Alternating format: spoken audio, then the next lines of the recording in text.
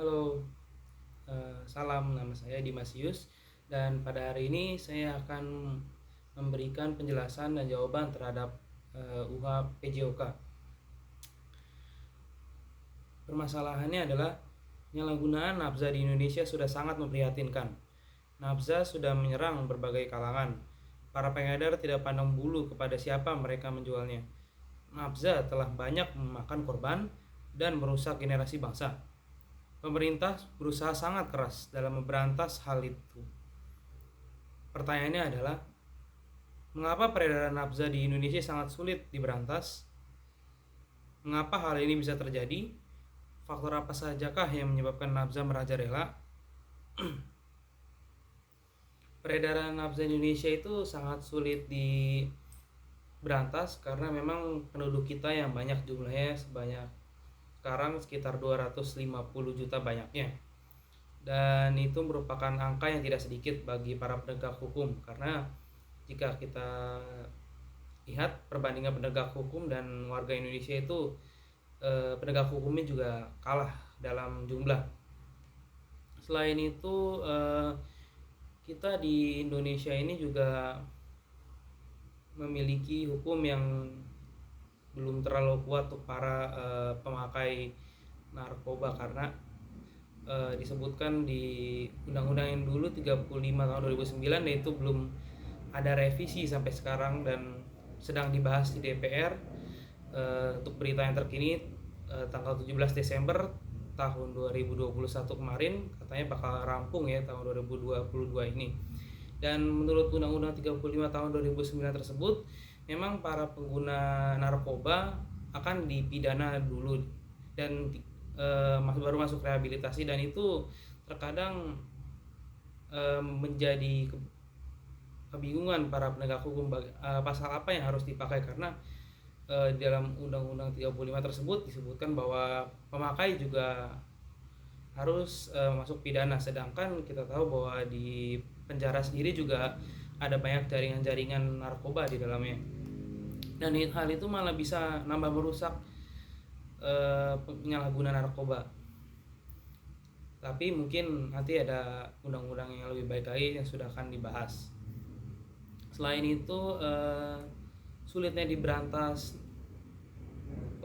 peredaran narkoba adalah karena bayarannya yang cukup fantastis ya untuk para pengedar narkoba. Jadi semakin banyak muncul baru lagi kurir narkoba dan para pengedarnya, karena karena bayarannya fantastis gitu.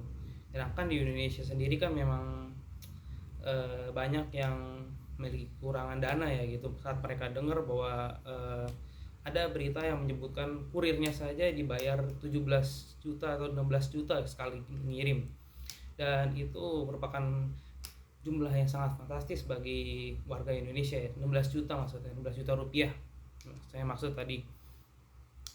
Lalu terakhir, memang banyak sekali Indonesia ini pemakai penyalahgunaan narkoba. Kalau menurut BNN itu ada sekitar 4 juta orang, dan Indonesia itu menjadi pasar narkoba yang cukup besar, dan hal itu juga butuh adanya campur tangan dari pemerintah, seperti misalkan eh,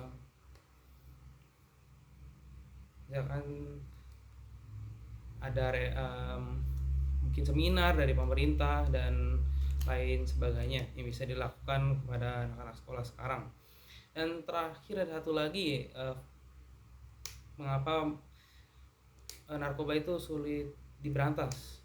Narkoba itu terkadang bersembunyi di permen-permen anak-anak yang dijual di jalan, dan itu menyebabkan ya bertambahnya penyalahgunaan narkoba, karena anak-anak juga tidak tahu gitu dalam permen tersebut ada narkoba, dan anak-anak tahunya hanya permen itu bagus bentuknya dan mereka tahu itu manis, mereka memakannya dan ternyata ada narkoba. Itu merupakan salah satu juga faktor yang menyebabkan narkoba semakin merajalela.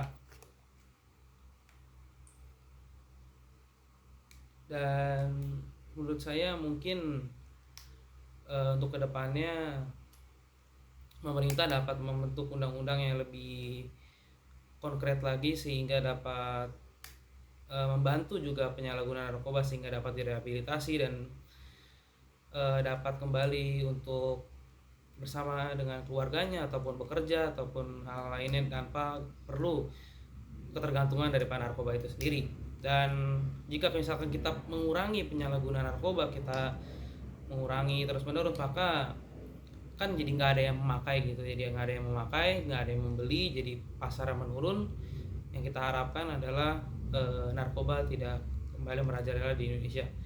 Mungkin itu saja pendapat saya. Sekian, terima kasih.